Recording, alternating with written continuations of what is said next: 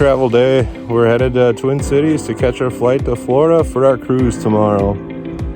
It is 5 degrees outside right now with the wind chills about 3 below. Can't wait to hit that 80-degree weather. Off we go.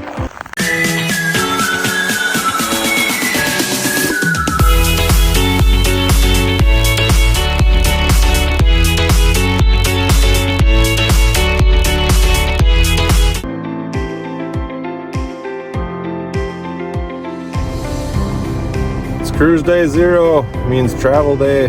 Headed to the Twin Cities to catch our flight to Florida. You guys excited? Yeah, let's leave this negative 3-degree weather. Let's head to Twin Cities.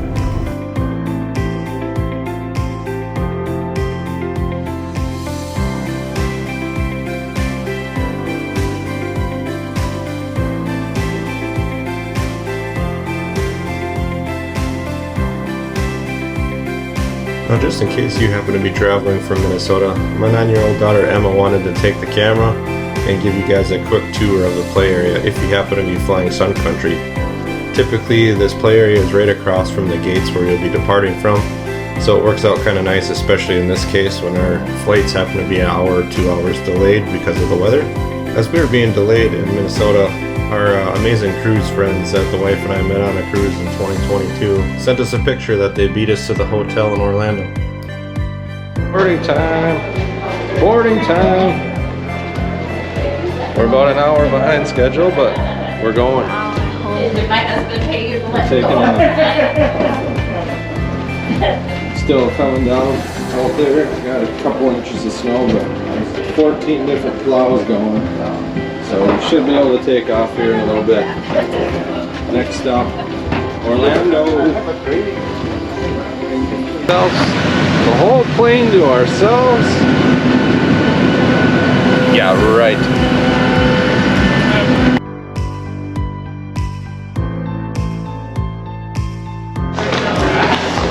We made it to Orlando.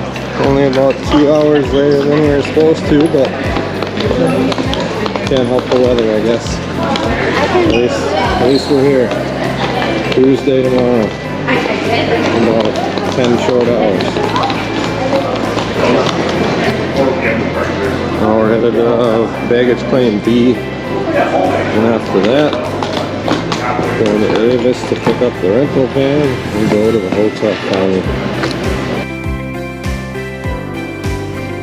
To get to baggage claim, you're going to have to ride the tram, and that'll take you over to the next section of the airport. From there, you're going to keep walking, pretty much follow the crowd of people, and eventually you're going to ride the escalator down, or if you happen to have a wheelchair or a walker or something and can't ride the escalator, just past the escalator is going to be the elevators to take you down to that ground floor for the baggage claim. Now that we have our luggage, it's time to find our van.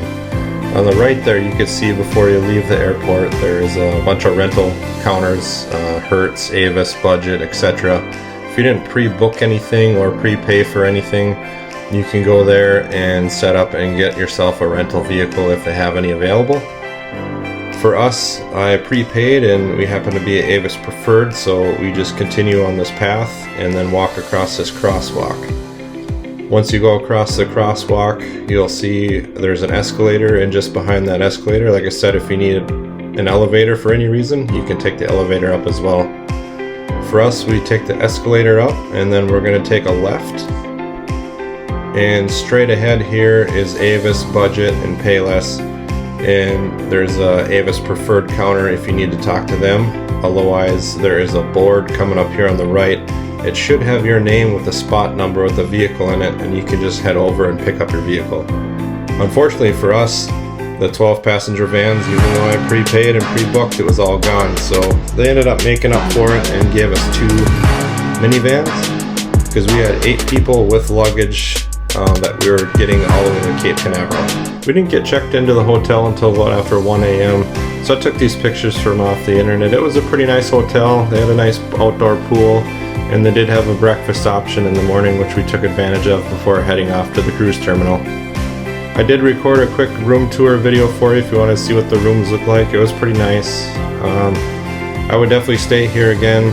We enjoyed our stay. It was quiet, it was nice. There's a closet across here, and then across from the closet you have a pretty nice bathroom with a tub and shower. We had a room because we had, there's 4 of us, so we had 2 queen beds, and it was, beds were nice.